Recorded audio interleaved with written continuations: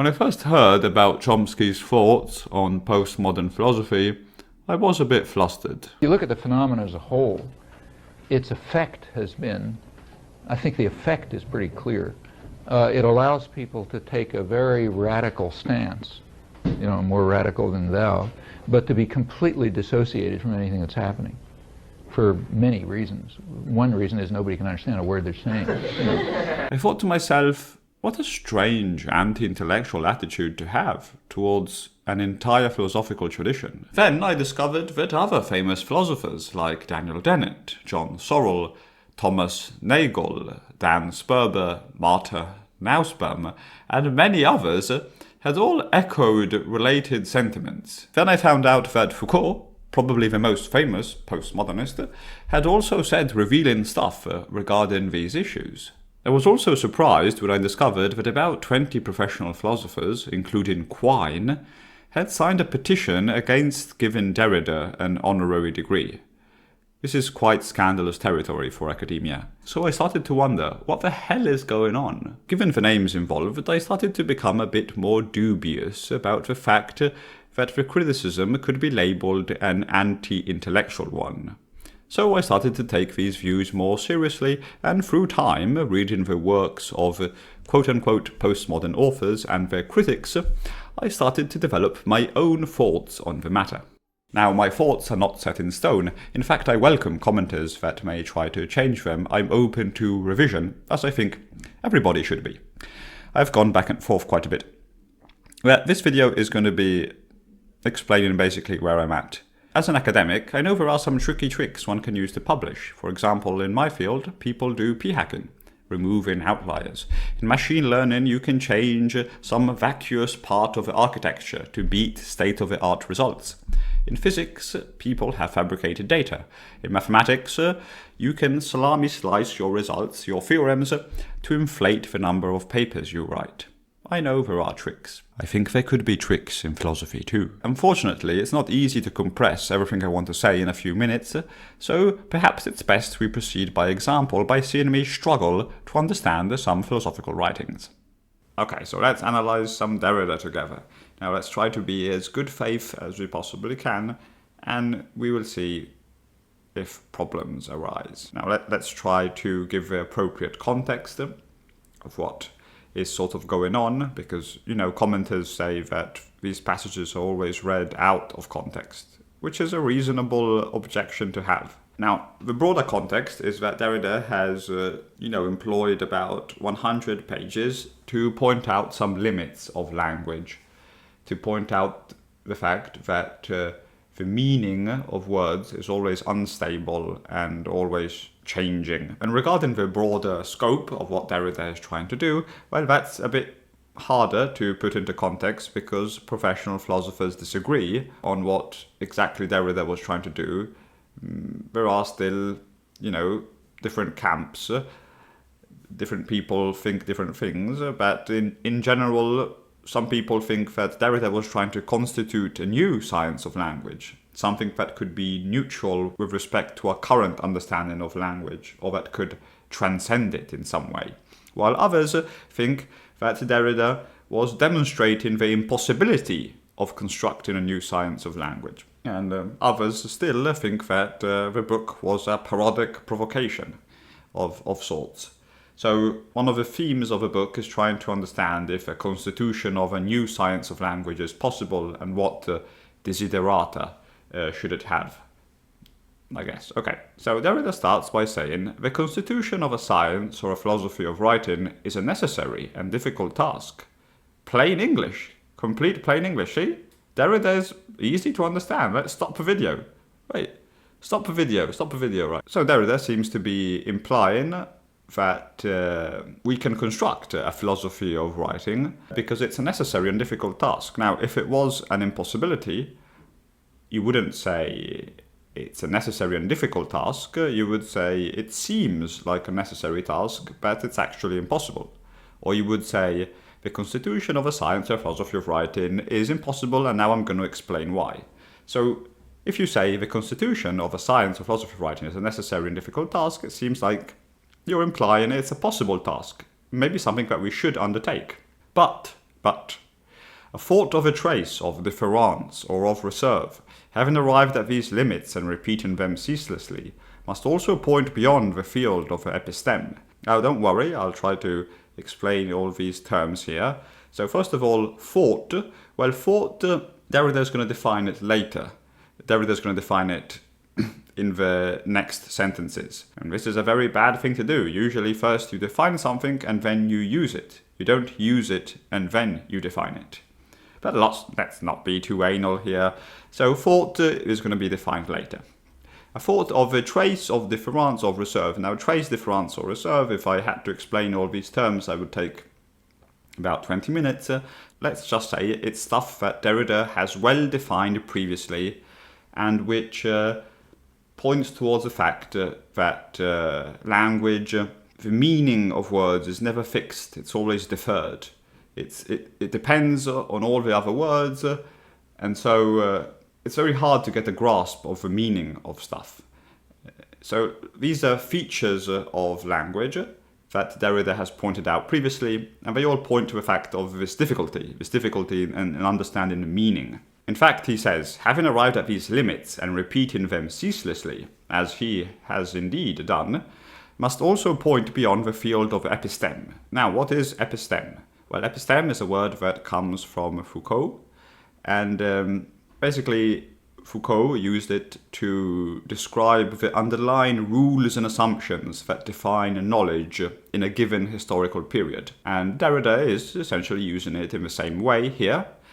And for Derrida, our episteme, so our underlying rules and assumptions that define our epoch, our era, are that of phallogocentrism. So our era is very preoccupied with masculinity and with reason and rationality, with logos. Our era is defined, it's completely permeated, we understand words through this logocentrism. So we're trying to point beyond. We're trying to point beyond our current episteme, our current phallogocentrism. This seems like maybe we can constitute a science of writing that goes beyond our current episteme. Now, one thing to note is that for Foucault, there wasn't only one episteme. We had undergone some changes of episteme historically. And Foucault describes that we have reached this new episteme, then we've gone to the next episteme. So episteme is something that, in principle, can be broached, can be breached. So let's continue. Outside of economic and strategic reference to the name that Heidegger justifies himself in giving to an analogous but not identical transgression of all philosophemes, thought is here for me a perfectly neutral name, the blank part of a text, the necessary indeterminate index of a future epoch of difference.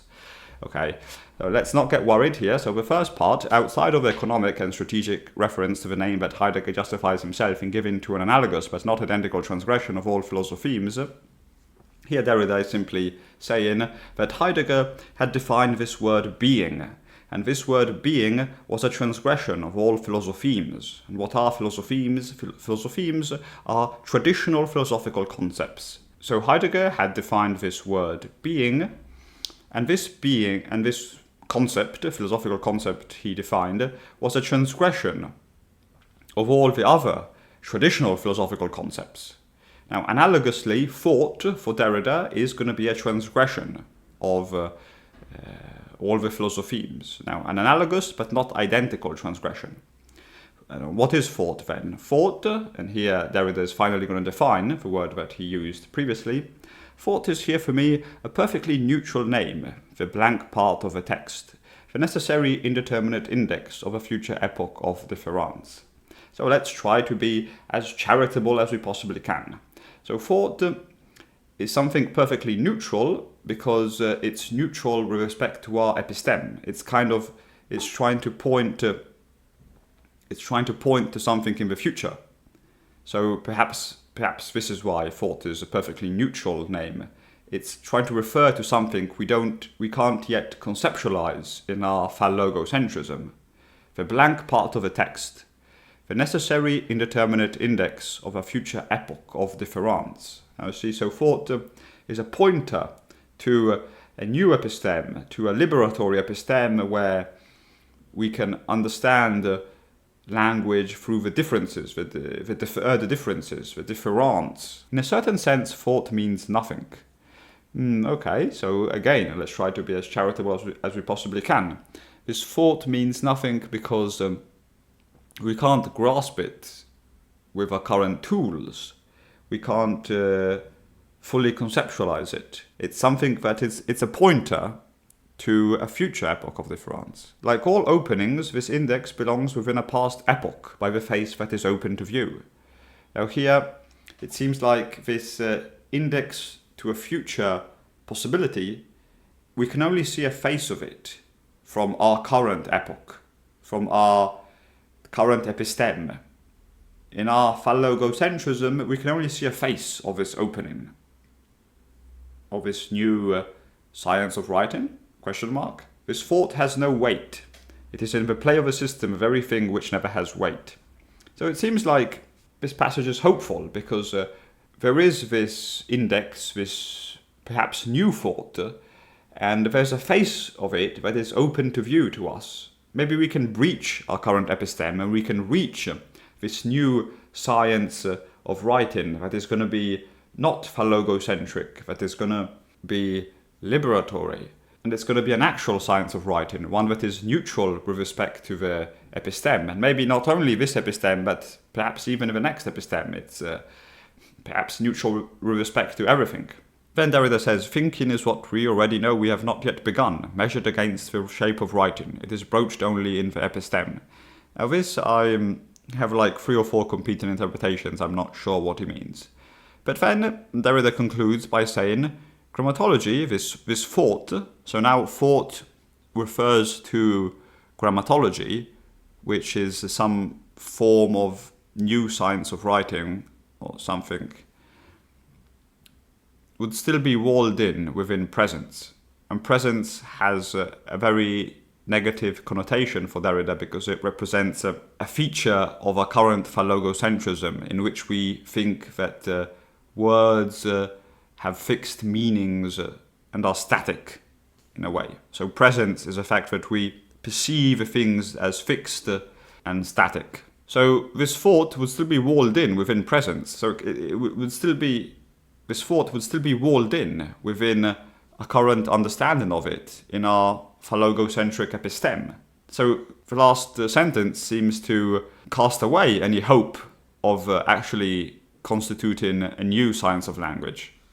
So maybe Derrida is trying to tell us that it's actually impossible to constitute a science of language. Okay, so we've tried to painstakingly understand what's going on, and we've reached some apparent contradictions that we don't know how to resolve. So, in one sense, thought means nothing, so maybe we can't grasp it at all, but it's an opening. So if it's an opening, it seems like something that should cast us forward, but it has no weight. But yet again, the constitution of a science of philosophy of writing is a necessary and difficult task.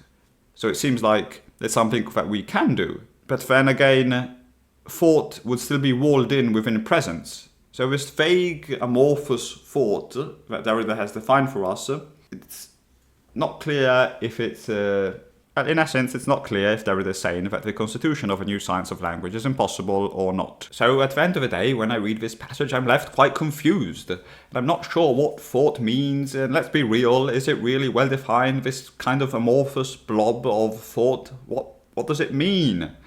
And I've reached contradictory interpretations inside of me, and I don't know how can I decide between the 2, or the 3, or the 4, because maybe this is all a parodic provocation, some people say. So, is Derrida's genius too deep, that we can't grasp what he was trying to tell us? Maybe. Maybe Derrida's genius is too deep, and I simply can't grasp it. But it's possible that Derrida is playing a little trick on us, maybe consciously or unconsciously.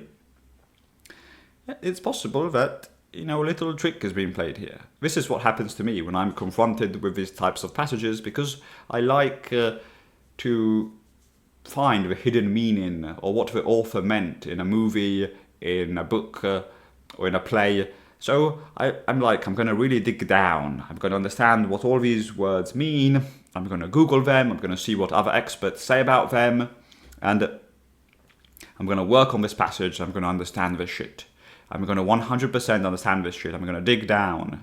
And you know, we humans are very prone to be interpretatively charitable because it benefits us evolutionarily to be interpretatively charitable. We want to understand what another person is saying in front of us, and it benefits us to be charitable towards what people are saying. So at a certain point, I will gather these competing interpretations, and sometimes what happens is that one will outcompete the others. Usually the one that I prefer the most, which I have an ideological affinity towards, and which I have my ideas and my emotions invested into. And one temptation is just to run with a certain interpretation and say, aha, I have the correct interpretation. I have understood this genius philosopher, which makes me a quasi-genius in a way. I can tell you what this genius philosopher meant. Wow, that's...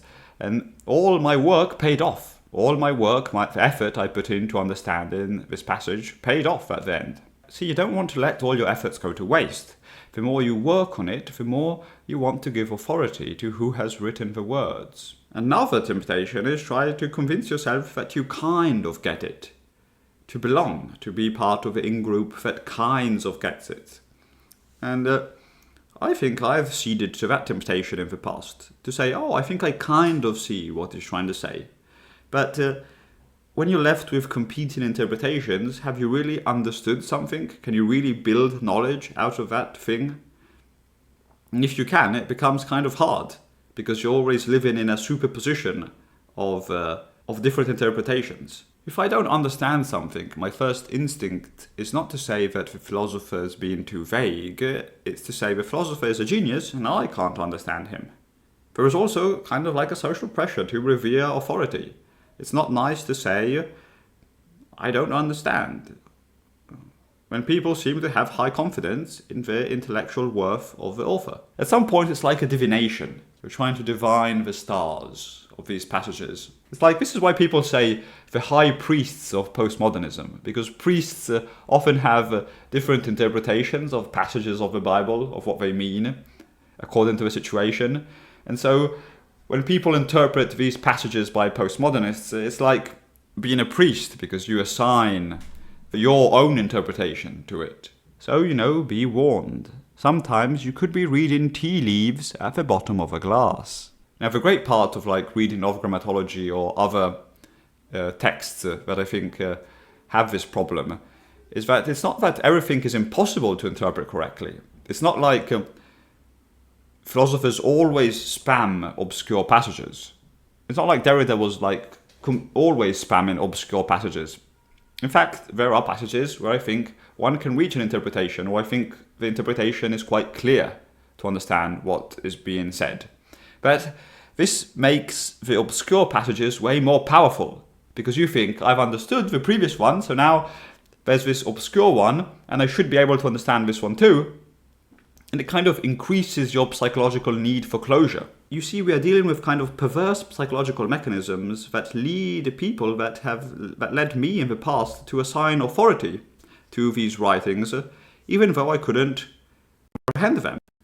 And I think this happens quite a lot on the daily. Our tendency to find patterns where none exist, plus the sunk cost fallacy, plus an authority bias, makes for an incredibly powerful persuasion cocktail, one that I believe has been used for millennia. For a very similar point of view on this stuff, check out this article by Dan Sperber that I have linked in description. The real problem is that if there is too much semantic noise or vagueness in something, I don't think we can build knowledge this way, or at least it exacerbates. It becomes much harder to build knowledge, to transmit it and to understand it. So let me be a bit more technical. This stuff reminds me of a theorem due to Shannon called the noisy channel coding theorem, which implies or tells us that as noise in communication increases, the amount of reliable information that can be transmitted decreases. Now, it's not immediately applicable to our setting because we have semantic noise and not data transmission noise as a starter. But I think the same principle kind of applies, that the more semantic noise, if you here in the passage we just read by Derrida, I think there's a huge amount of semantic noise, and so the communication of information decreases. I think it's the same principle, in effect. So it becomes much harder to build knowledge if we can't transmit information to one another if there's too much semantic noise. Why are we doing this? Let's not do this then, and let's try to be clear and not leave all this semantic noise, right? It's also deeply ironic because usually postmodernists are the people who, know that there's infinite interpretations, or at least they tell us there's infinite interpretations, there's a huge array, the meaning is not fixed. Yeah, meaning is always a bit fuzzy. So, but we have managed to construct incredible edifices that, help children not die when they're young, which cure diseases, which help humanity flourish and be happy. We have managed to build edifices with our language, with our fuzzy meanings. So perhaps the solution is not to play in to the fuzzy meanings, it's to try to be as clear as you possibly can, to make the range of possible interpretations as narrow as possible. You see, it's deeply ironic because the goddamn postmodernists don't answer their own challenge correctly. We have proof that language can be used for good, that it can be used to transmit information between parties. I think this is kind of the implicit meaning of what Fashionable Nonsense, the book by Sokal and Bricmont, is trying to tell us. Fashionable Nonsense is a book by Sokal and Bricmont that lamented the misuse of scientific language by postmodernists. And one of the shortcomings of the book, well, not really a shortcoming, but in the book, sometimes Sokal and Bricmont say why the words used by postmodernists are not appropriate, or they don't correspond to the original definition of a word, but they don't explicitly say why this is a problem. Sometimes the book just seems to point and laugh. It points to these profound, vague, fuzzy, obscure passages, and it laughs. But I think the meaning is implicit, in that if you take a word that has a well-understood meaning, that is being defined in another context, and you use it outside that context without redefining it, and you use it incorrectly, so it doesn't seem like you're obeying the definition that was given before, well then we technically can't know what you mean if you do that. We technically can't know, because you're not abiding by the definition of a word. And so the implicit point of Fashionable Nonsense is that we're losing information if you do this. We are completely lost in an interpretation black hole of infinite interpretations. As soon as you use words outside of their definition, especially when the words come from science where they have been defined very precisely. You're adding semantic noise. Please don't add semantic noise. Please don't add semantic noise for free. Please. Now let's see this example. This example comes from Lacan. Now Lacan is not usually considered a postmodernist. In fact, I would not consider him a postmodernist, whatever that fuzzy category means. But it's not that fuzzy category that limits what I'm trying to say. I mean, people outside of the postmodern sphere have used these obscurantist tactics that I think is what is happening in my ignorance. So here we're scrolling down this article by Lacan, and then at a certain point he introduces an algebra. Oh, let's see him introduce this algebra. So this, he hasn't defined anything before of how this algebra works. So here, see, we have this. S signifier, S, what the fuck is this? What the fuck? Now, see, the problem here is that how do you divide words? What does the equal term mean when there's words? Is S big S, little s, are they functions of the signifier and the signified? Or are they just supposed to be synonyms of what is inside the parenthesis? Well, that doesn't seem to be the case, because on the other side of the equation we have S and the statement in parenthesis. Oh, but now I see. S is equal to -1 in parenthesis. Why in parentheses? Well, that doesn't matter. S is equal to -1. Oh, so I'm supposed to multiply the signifier by -1. How do I multiply the signifier by -1? None of these operations are well defined.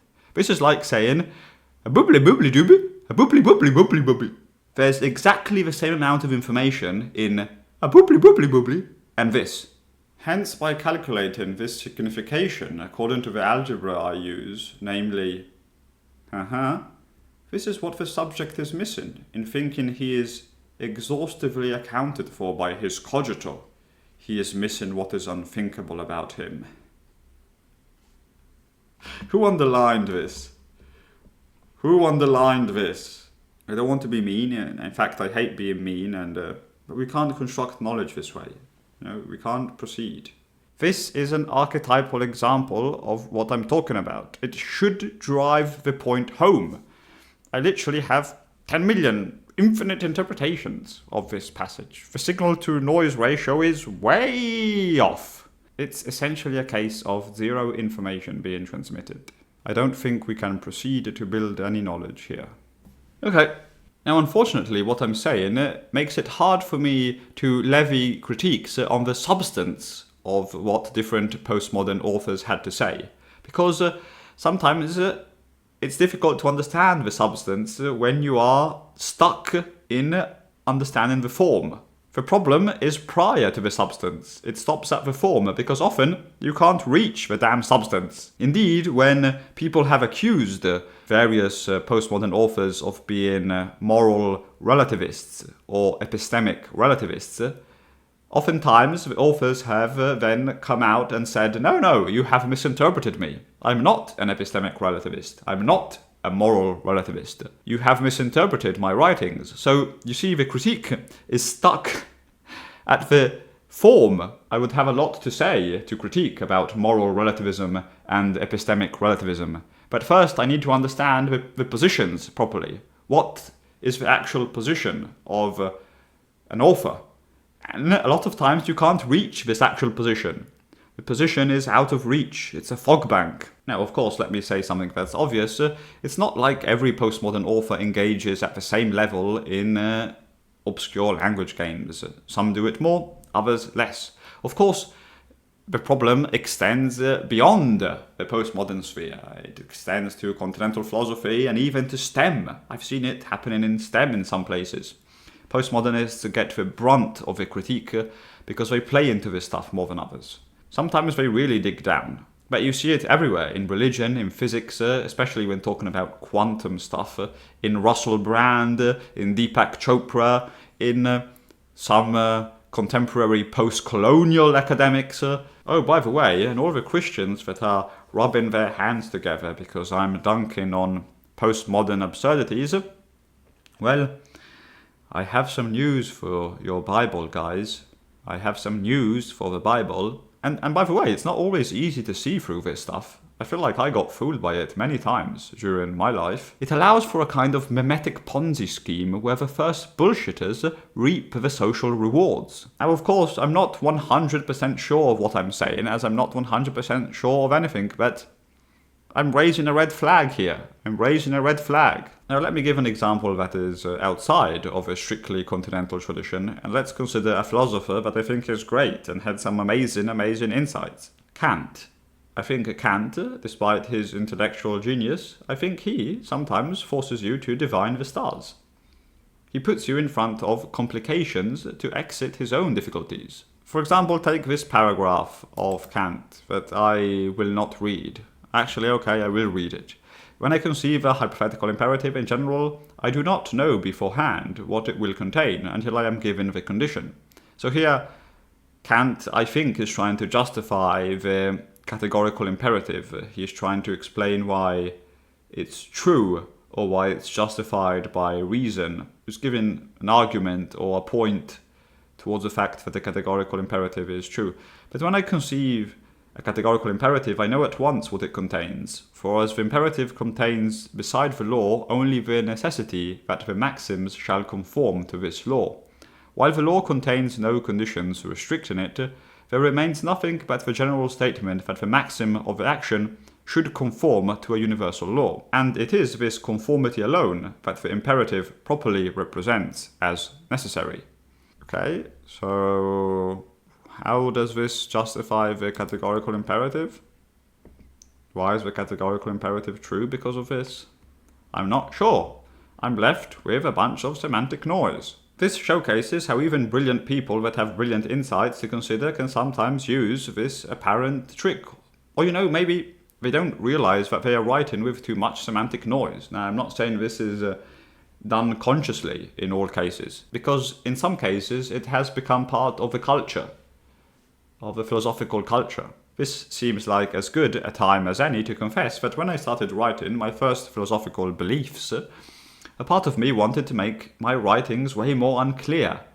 I felt like a fool writing things that everybody could understand, because I was used to reading certain kinds of philosophers. I think that this stuff can take a life of its own and influence certain parts of academia. I think that this stuff can become a kind of social pressure. At least I felt that pressure, to be a bit more poetic and a bit more mystic and mysterious. It's a fugazi, it's a wazi. It doesn't exist on the elemental chart.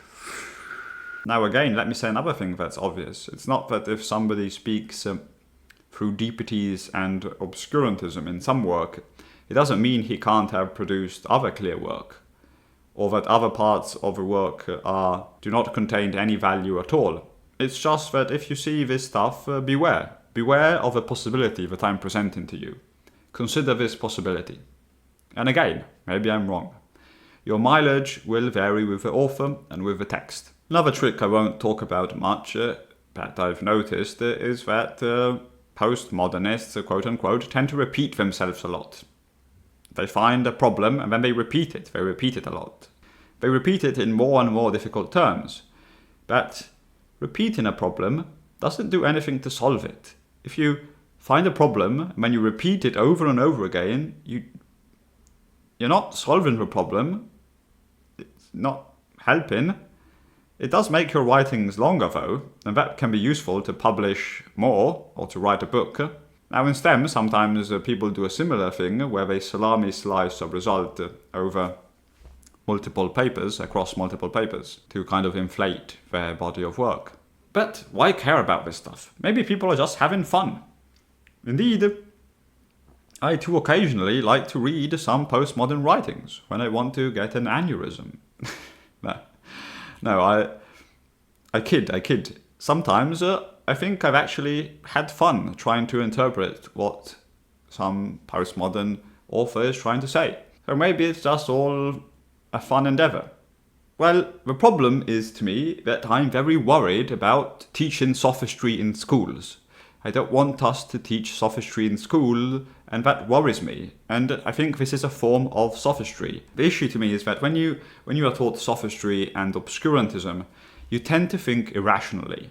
You tend to have fuzzy ideas, and you are taught to take the peripheral route to persuasion, to process information. That, according to some of our best models of persuasion, is the inaccurate route to take. You should take the rational path. We have models of persuasion that model our psychology regarding these things, and it's best to take the central route to persuasion, the rational route. And I think sophistry and bullshit don't convince people through the analytic path to persuasion. They convince people through gimmicks and heuristics.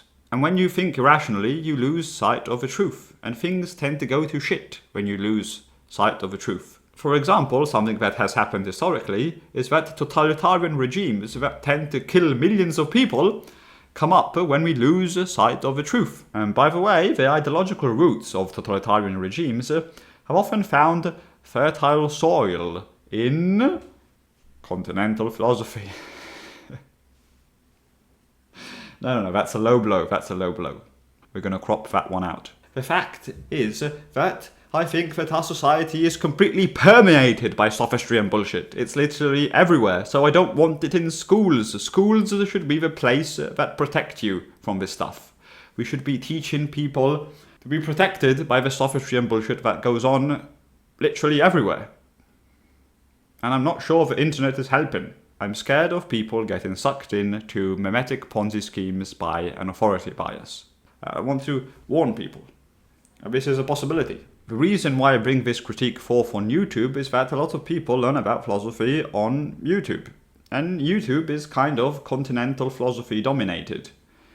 The algorithm prefers the continentals because they make for a more entertaining video. I sometimes enjoy watching those kinds of videos too. They're more poetic, they appeal to your emotions more, while analytic philosophers are a bunch of nerds, bunch of boring nerds, and so the algorithm doesn't like them so much. In any case, on YouTube there hasn't been a lot of critique of this kind, so I think it's useful to bring forth some of this critique so that people can consider it independently. I can still be shaken out of my position, but I'm afraid that this way of proceeding in this semantic vagueness, semantic noise, I think it might be anti-intellectual in the sense that it makes a caricature of the intellectual, it demeans the intellectual, and to the eyes of society, it showcases the intellectual in a light that if some people see through it, doesn't shine a good light on the intellectual enterprise as a whole. So a part of me is afraid that this stuff is very deeply anti-intellectual, and this is ironic because usually people, if you accuse or if you say that there might be this problem in academia that I'm saying in this video, people will accuse you of being yourself an anti-intellectual because you're being very mean and harsh to these great intellectuals of the past, to these great philosophers. So who are you to say this? Be more humble, and you shouldn't have these anti-intellectual tendencies. Well, I'm here to tell you that I'm afraid I see anti-intellectual tendencies in this stuff. So it's kind of ironic, isn't it? Trying to explain and articulate a critique of something is not anti-intellectual. You're the anti-intellectuals. And by the way, this kind of stuff, if there is some truth in what I'm saying, makes it 100 times harder to talk about things that deserve a scientific, rigorous intellectual discussion. Like social constructs, for example. Or I don't know, gender. Now, it becomes impossible to be taken seriously when you want to talk about social constructs or gender because they have all this stigma attached. So this kind of stuff has attached a certain stigma to things that perhaps deserve a bit more of an intellectual discussion. If somebody hears you talk about social constructs, they immediately think you're crazy. As I said, my main criticism I am talking about in this video is one of form. Even though I think I would have plenty to say about substance, but let's not put too much on the table right now. My main worry is that we could be teaching irrational emotional thinking in schools, and that I think would be very, very, very, very, very bad. So I believe it's worth raising my concerns, even without being 100%. Hopefully I'm not going to be making too many more videos on postmodern continental philosophy. I don't want to get stuck doing only this stuff. I want to talk more about the postmodern right. And it's not like analytic philosophers don't have their tricks too. They have some tricks, they use some equivocation, but in general they avoid this kind of trick, at least. So, -1 trick is better than nothing. I know that people can get quite emotional discussing this stuff, and indeed people have insulted my intelligence in the comment sections of videos. That's okay. I understand it's something that can happen. I don't hold grudges. Let me say the last thing. I will make a video rounding up all the critiques to try to respond to everybody, even people who have been mean. It doesn't matter. So if you have some criticism, you want to insult me, please do it in the comment section. I'll try to get back to you. Lots of love.